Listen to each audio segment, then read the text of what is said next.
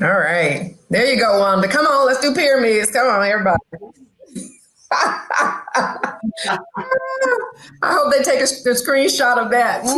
I know. I love you all. Oh my gosh. So when Aaron said I was moderating, I instantly was like, oh, Deltas, yay. But it's always us leading the pack. And I am very excited and have watched everyone over this election cycle and been on many of these panels with you and still working.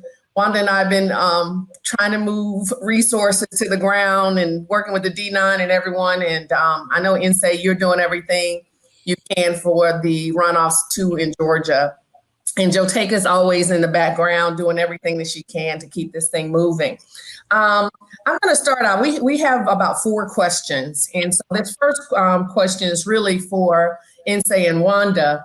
How long have you all been working in Georgia? And then what exactly currently are your organizations doing to move this whole thing called love and democracy forward in Georgia? Let's go with you, Insay. Okay. So I immigrated with my family in the 80s when I was in elementary school from Nigeria and became a U.S. citizen in high school. And so I feel like the work, so single mom, parents were divorced. My mother got a third job to pay for our immigration lawyer. And I was responsible for making sure that we passed the citizenship exam because they weren't going to embarrass me. I was going to pass, right?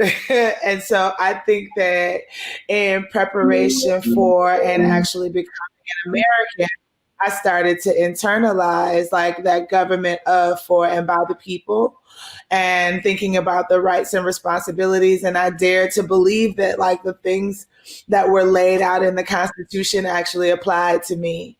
And so if I'm honest, I would say that I was a very precocious, lightweight, annoying volunteer of the kind of racist Democratic Party in Georgia in the 80s and 90s because I cared a lot and again was a civic student. But in this current iteration, I moved home to launch the New Georgia Project sort of voter registration and civic engagement piece in 2014.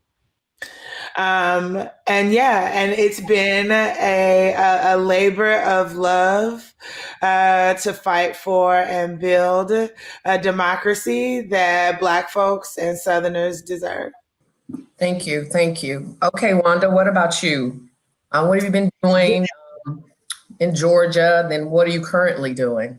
Yeah, so I am a transplant, like so many others who do this movement work here in Georgia. And I just want to say that I don't think it's a coincidence that so many of us are not native or indigenous to the state of Georgia, but we are all here in this time at this moment to do this work. So it is definitely ordained. It's the angels and the ancestors moving things around and putting all the pieces and the people in place to be here at this moment. So I moved here in 1996. I had a couple of careers before I started doing this work. I was a journalist. I was an event planner. I worked in sales and marketing.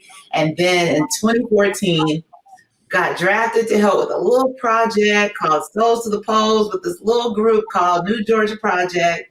And then 6-7 months after the election in 2015, I found myself there full time under the tutelage of Insay Ufot. And today I am at Black Voters Matter, working to help build power, specifically in rural spaces, in areas outside of Metro Atlanta, because those are the folks who, don't necessarily get called on. Resources don't necessarily flow down to Turner County or Calhoun or Clay County. But there are Black folks there who are hungry, who are eager, desire the opportunity to build power in their communities. And so we are so fortunate to be able to provide them with resources and help build up, their chops. Because, look, like my bosses at Black Voters Matter say, if you don't have a plan to do work in the South and you feel like you're going to make some headway in this country, your plan is planned to fail. Because the South, say it with me and say, Yes. Sorry, I messed up your cadence. All good. I knew where you were going, though.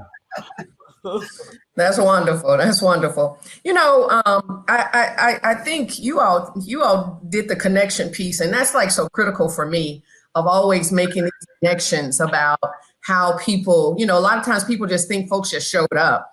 And that's why that question was, really critical because, none of you just showed up. You've been working, you've been in the trenches for years. You're all connected in some way, right? If you like circle back, we all have these different connections and we all know each other in so many different ways. I always laugh, Jotaka and I have been doing a whole bunch of work this year, a lot, but I met Jotaka probably like 10, 15 years ago. And, Wanda, I've known about you for a very long time in different ways. And Black Voters Matter is like my extension of my family. I'm actually on the board. You and say just all of the work that you've done way before you all came to this space. And so I want to really talk about coalition building. I mean, you all have built these amazing coalitions.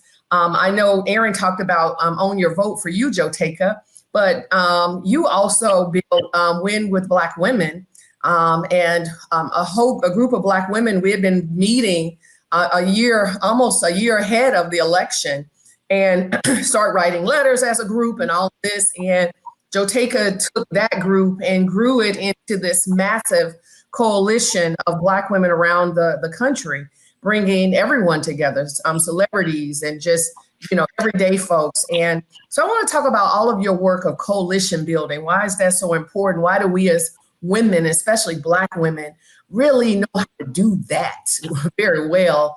And where you are also using that as a foundational piece of really building democracy around this country. Well, first of all, I'm so excited to be here and on this panel virtually with all of you fabulous sisters.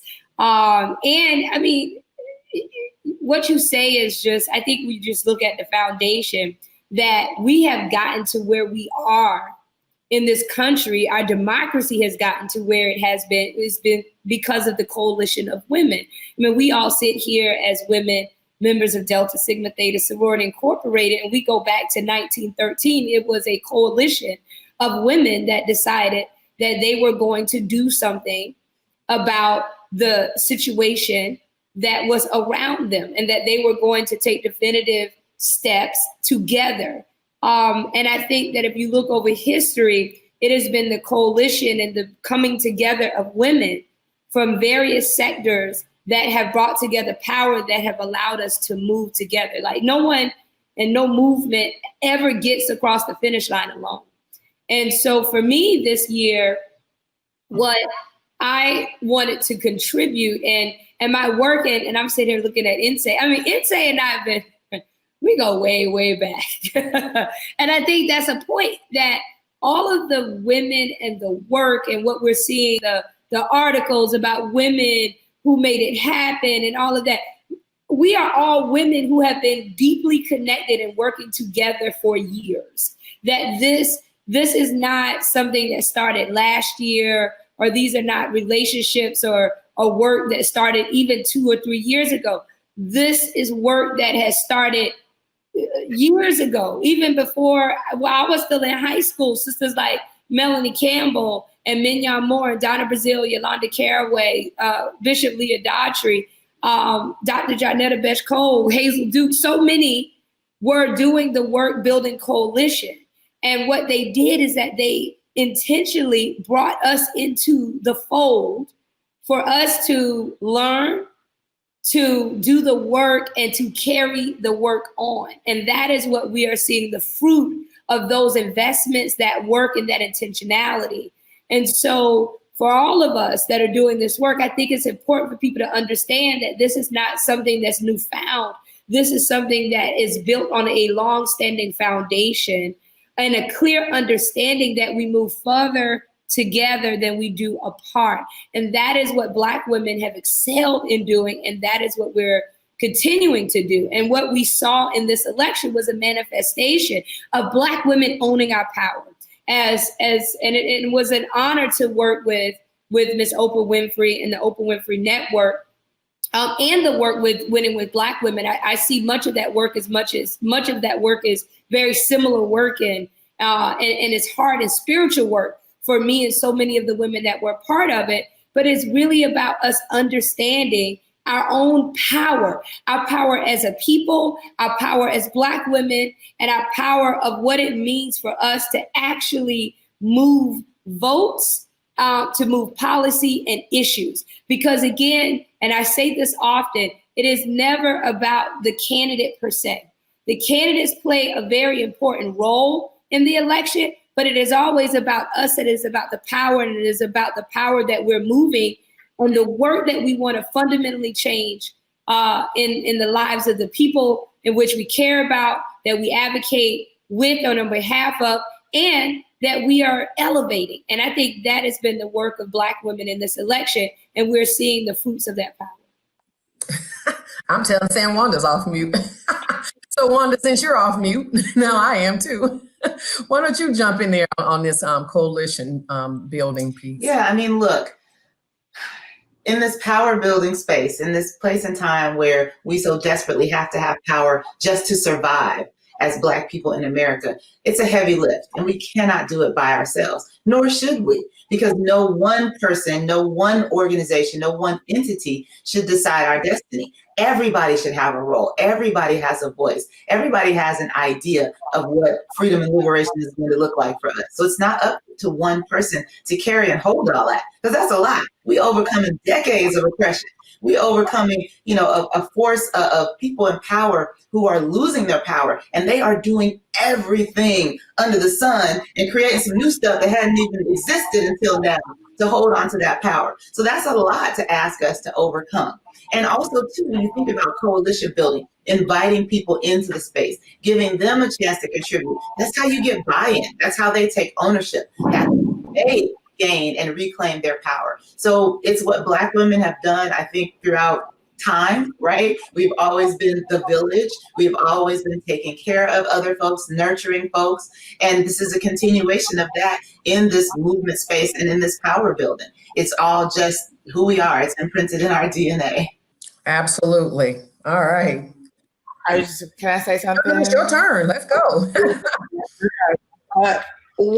Plus one to everything Wanda said, everything that Jotaka said.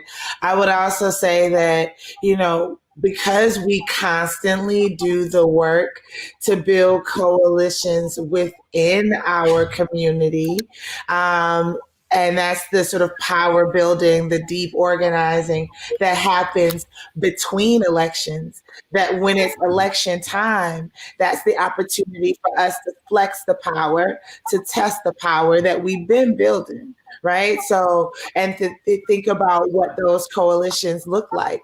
So looking at, for example, a Biden victory in Georgia, people need to know that Trump got 71% of the white vote in Georgia and still lost, right? That Biden won with 29% of white voters voting for him.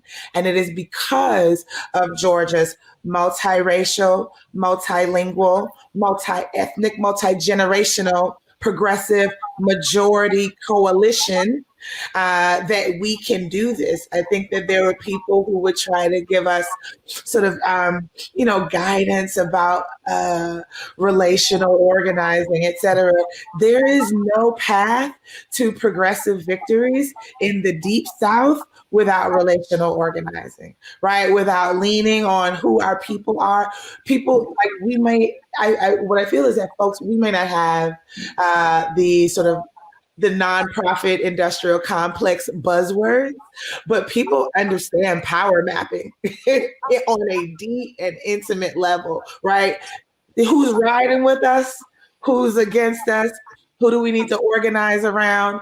Who's got resources? How many, what are we up against?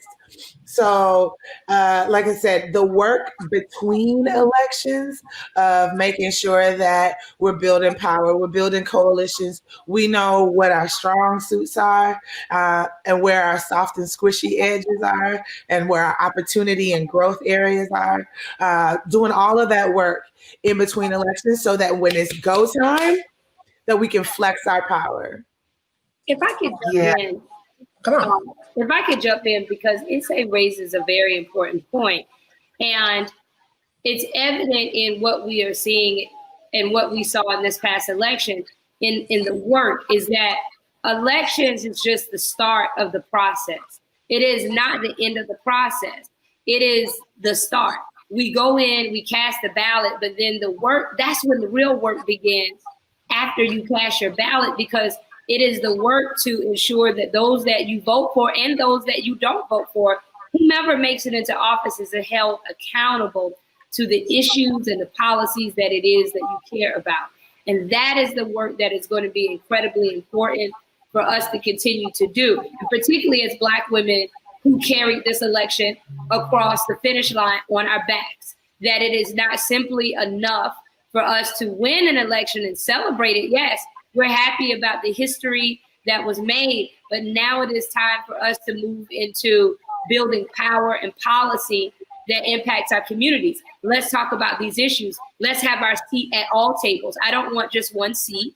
I want a seat at all the tables. And that is going to be the work that we have to continue to do in between the elections. And that's the work that we constantly have to do. And that's work that has been happening, because all of this voter registration and all of this work, I have been doing election work for many, many years. You cannot build an infrastructure that turns an entire state and shifts multiple states from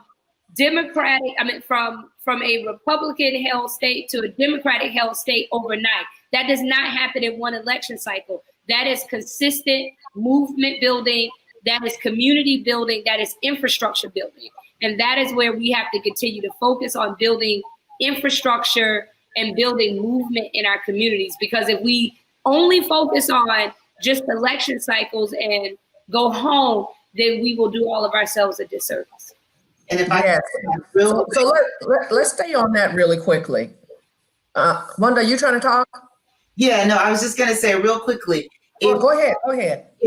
Both of my sisters are spot on, because look, if we aren't consistent in how we show up for our folks, if we aren't talking to the brothers under the shade tree down in South Georgia, the sisters at the beauty salon and the nail shop in between elections, we're not coming around every 4 years and getting their ear and getting their trust and getting them to move. So that they're right. I mean, it's the consistency. It's the way we show up for our folks. And if we are not authentic in that, then we're not going to be able to move, and we're not going to be able to flip a state. It's just not going to happen. And so that's what I wanted you all to stay on, Wanda, and maybe you come back for me a little bit for me on that. You know, we have this 2020 results in Georgia. We know we got to win the runoff. Like, what are we going to do with all of this moving forward in Georgia? Because we know we got to go back. We have other seats we need to take in Georgia. We know we need to really create blue wave on a state level, right? We've did a really good job on the national and the federal level as well as the local level, but the state, we need to change some more of what's going on the state level. So how will that look moving forward, both Wanda and Issei in Georgia? Yeah, so this work has to be led by us here in the state on the ground who have been here all the time. We can't have people coming in with this national narrative of Georgia, come and save us, because that doesn't fly for Black folks. We were struggling before COVID. We are struggling now with COVID, but we are still surviving and we are still thriving. And so when we look at these runoff races, and let's not forget about this Public Service Commission, because understand our utility bills are on the ballot January 5th. Let us be crystal clear about that. So what we have to do is make certain our folks hear from us and understand why it's important for all of us to, like it was mentioned earlier, flex that power that we have. Show them what happens when we come together, and then explain why it's important. So talk to them about the George Floyd I Can't Breathe Act.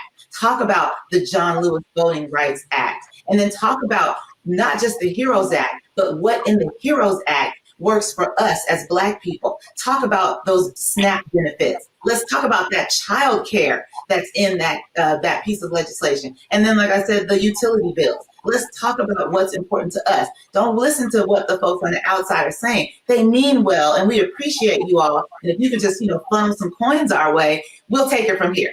So we are going to be the ones that lead and continue and ride this momentum that we built here in Georgia. I love it. I will just add that, before November 3rd, we were chopping wood and carrying water. And after November 3rd, we're going to chop wood and carry water on the way to January 5th. We're going to continue to do the things that we do. It's direct voter contact, direct voter outreach, talking to Georgians about the things that matter to them. Again, the way that we train our organizers is to ask people what they care about, because we have twice as many ears as we do mouths. And people will tell you what their hopes are, what their fears are for themselves and their families and their communities. And now the work is to connect the act of voting to the change that they want to see, right? So Georgians listen, one already told you, COVID is real. If you're looking at it as a healthcare issue, right? The cases are on the rise. But you know what? It's not on the rise. The number of hospital beds that we have available in Georgia, they're actually decreasing because of the closures, hospital closures, particularly in rural parts of the state. There's a hospital in Randolph County that closed the week before the election, right? People still having babies. People still, dealing with cancer and other serious illnesses. And now we're still in the middle of a pandemic. And Georgians have an opportunity to vote for someone who's trying to cut healthcare in the middle of a pandemic, which is evil, and someone who's trying to expand access, expand healthcare in the middle of a pandemic. If you're looking at COVID through the lens of the economy, right? Massive job loss. We're preparing ourselves for, evictions, right? So they're preparing 12 million evictions in the entire country, maybe 400,000 in Georgia. When 500,000 families are without a home, we will be at a crisis moment. We don't have to know what that feels like. We can address that ahead of time. And so I think that smart people who've been talking to folks, trusted messengers, people who've been doing this work year in and year out, talking about the importance of this moment and the power of Georgia voters in this moment, I think is really important. And I'm gonna just add, for other people, before I kick it to Jotaka, is that not only has Vice President-elect Harris made history, right, as the first woman of color, like just all of the first, check. She also has the opportunity to be the most consequential vice president in the history of the institution. If these Georgia races go in a particular way, we are looking at a 50-50 Senate where, as Wanda mentioned, and as Jotaka has mentioned, that she will be the tiebreaker on a lot of policy that actually matters, that matters to our families. And so I don't think that it's possible to overstate to Georgia voters how much their vote matters in this moment. That's awesome. That's awesome. So we're going to have to wrap up, and I want to do rapid fire where you all give me a closing statement. But in that closing statement, I want to know, what have you learned so far about power and the creation of power? And wrap it up, send us home with some great words. And we're going to move swiftly to the next panel after this. But thank you all before that time for being here today. All of my sorors and girlfriends. And I can't wait to see everybody in person. So miss all of my people. So thank you again for doing this today. You're always so wonderful. But what have you learned so far about power and building power? And then give me some inspirational words so that we can leave everyone with love and democracy. It's not a dirty word. You need it. you should go after it with vim and vigor and aggressively, that it is the ability to shape our circumstances, to stop bad things from happening, and to shape the world that we want to live in. And you owe it to the people that you love to get enough power to create a world that we can thrive in. Awesome. All right, Jotaka. Well, I've been around for a long time, and folks used to joke with me because I would go to conferences and I would say, and we just go pretend like we're in person. So wherever you at, you sitting at home, I want you to look to your neighbor. I want you, because I'm from South Carolina. So I want you to look to your neighbor and I want you to say, neighbor, what's happening? What's happening is a fundamental shift in power. Power. And I will ask you over and over again to resonate and say that word, power. That power. Voter suppression is about suppressing our power. But there is no power like the power of people. Because people power is always going to be any other kind of money or voter suppression any day, all day. I'm going to bet on the power of people every single day. And that is what we have to recognize and understand, is that we have power. We have power as a people. We have power as Black women. But what is important is that constantly that we are taking that power to create and to move impact in our communities. That is what is so incredibly important. And when we recognize our power, and we have seen what is possible with the power of people in this past election, when people come together, and I would say this very quickly, and I want to say this about Black women in this election. And I know we read all the stories, but I think it is important for us to understand the power that Black women leveraged in this election. It was Black women leading strategy. There were Black women that were pushing resources. There were Black women on the front lines of voter suppression. When you look at the Lawyers Committee, when you look at Advancement Project, when you look at the NAACP Legal Defense Fund, you look at Fair Fight, those are Black women on the forefronts of that. You have Black women on the forefronts of the work in Georgia, Black Voters Matter, INSAE, Ms. Helen Butler, Deborah Scott, on the ground in individual states. Black women in culture, Black women in media, Black women in faith, Black women across the board, you name it, that were leveraging their individual and collective power that resulted in what has become the most historic, consequential election in this nation, where we saw 91%, more than 91%, I believe, when the numbers come back, of Black women leveraging power in this election, where we see more than now 10 million more popular votes cast for one candidate over another candidate. And I know that Vote Run Lead is a nonpartisan organization. But when we talk about power, you have to think about what happened in this election. The history books have to tell the story that Black women leveraged collective power, and they leverage also their individual power. There were Black women like Oprah Winfrey that leveraged an entire network that centered Black women, both historical context of Black women and what Black women did to get us to this moment. And I think that's what's so incredibly important, is that we got to talk about the power that Black women leveraged more than 107 years ago, when we were pushed to the back of the line, when we said, oh no, we have to be there, because we recognized that we would leverage our power for this moment, this day, to make it possible for a Black woman, a woman of color, and a woman named Kamala D. Harris to stand up as the vice president-elect. That is the power of our people. That is the power of Black women. And I am so honored to be a powerful Black woman in this moment. I'll just close right there. Ooh, that was a word, sister. That was a word. So really quickly, I'm just going to read this quote from Dr. King that is basically the foundation of Black Voters Matter. Power without love is reckless and abusive, and love without power is sentimental and anemic.